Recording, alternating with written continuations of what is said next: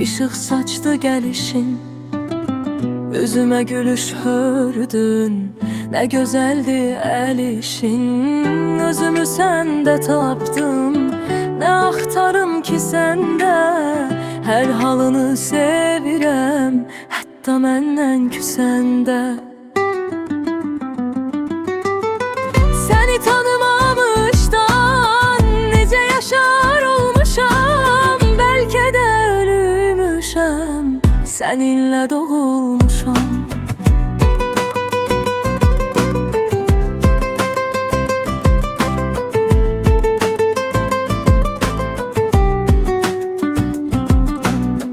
Bu qaranlıq dünyama işıq saçdı gəlişin, üzümə gülüş hördün.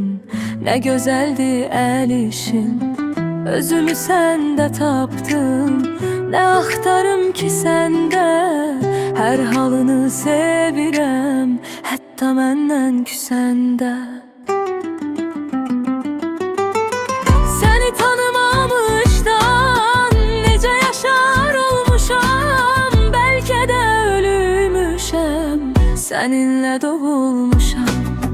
Səni tanımamışdan necə yaşar olmuşam, bəlkə də ölmüşəm, səninlə doğulmuşam.